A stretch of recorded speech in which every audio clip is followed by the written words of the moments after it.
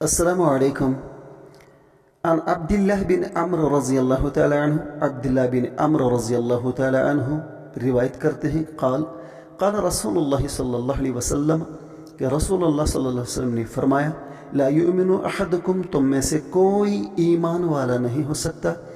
حتی یکون ہواہ تبعا لما جئت به جب تک کہ وہ اپنے خواہشات نفس کو اس چیز کے تابع نہ بنائے،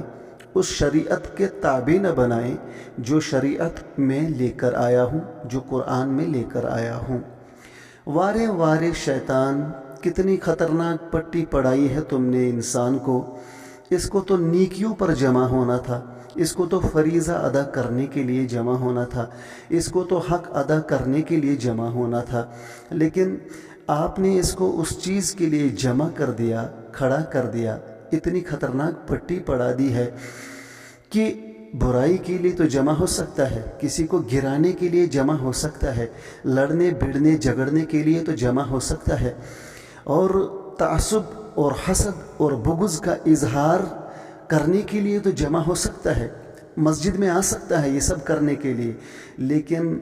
فریضہ ادا کرنے کے لیے نہیں آتا۔ نہ اس انسان کو اپنی فکر ہے، نہ اپنے اہل و عیال کی فکر ہے۔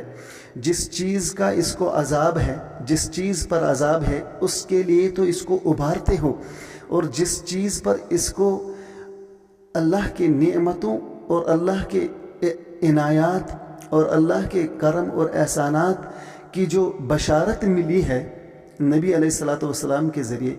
اس چیز کی تو اس کو فکر ہی نہیں ہے۔ کتنا خطرناک ہے تمہارا فریب اور دجل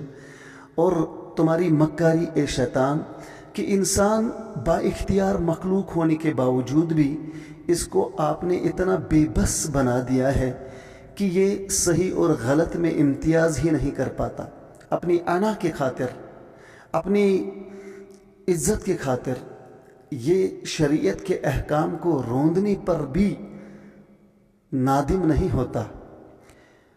اور اسلام کا حسن دیکھیں،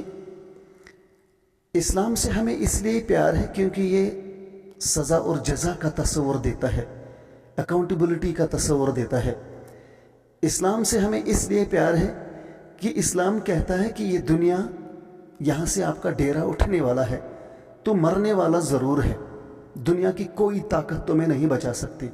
ان الینا ایابہم، یقیناً بے شک تمہیں ہمارے ہی اور آنا ہے، مرنا ہے، جانا ہے اس دنیا سے، اس دنیا کو چھوڑ کر نکلنا ہے آپ کو، اور وہ جان بھی ہم ہی نکال دیں گے، یعنی اللہ ہی نکال دے گا۔ اور ثم ان علینا حسابہم، اور اس کے بعد ہم تمہیں حساب لیں گے۔ یہ سزا اور جزا کا تصور انسان کو اطمینان دیتا ہے کہ نیک انسان کی نیکی کبھی رائگاں نہیں ہو سکتی، اور بد انسان کی بدی کبھی بھلائی نہیں جا سکتی۔ نیک انسان کو ضرور اس کا اجر ملے گا، اور برے انسان کو ضرور اس کی سزا ملے گی۔ یہ بڑا اطمینان ہے جو اللہ رب العالمین اس عظیم اسلام کے اندر یہ تصور دیتا ہے۔ اگر یہ تصور اسلام میں نہیں ہوتا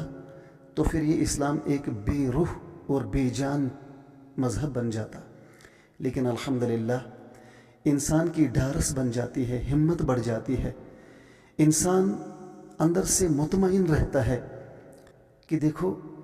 جب کوئی نہیں دیکھتا تو وہ دیکھتا ہے، جب کوئی نہیں سنتا تو وہ سنتا ہے، جب ہر کوئی تمہارا مخالف ہو اور اگر آپ اللہ کی رضا کی خاطر کر رہے ہو تو پھر تمہیں کوئی پرواہ نہیں، تو پھر تمہیں کوئی ڈرنے کی بات نہیں، تو پھر ساری دنیا ایک طرف ہو جائے، لیکن وہ رب العالمین جس نے اس پوری دنیا کو، پورے سنسار کو بنایا ہے، اور ایک دن پوری طاقت کے ساتھ اس جہاں کو، کائنات کو، یونیورس کو ملیا میٹ کر دے گا، ریزہ ریزہ کر دے گا، تباہ و برباد کر دے گا، پھر حساب و کتاب اور میزان کھڑا کر دے گا، اور تمہارا اجر، تمہاری مزدوری، نیک انسانوں کی جو جفا کشی ہے، جو ان کی محنت ہے، وہ رائگاں نہیں ہوگی، اور برے انسانوں کی جتنی قسم کی برائیاں انہوں نے کی ہوگی، پس پردہ در پردہ یا سامنے ہو کر یا چورے چھپے اللہ رب العالمین اس کو ریویل کر دے گا، بے نقاب کر دے گا۔ یہ چیز انسان کو اطمینان دیتا ہے۔ اللہ رب العالمین ہمیں نیکیوں پر جمع کرے اور برائیوں سے نفرت دلائے۔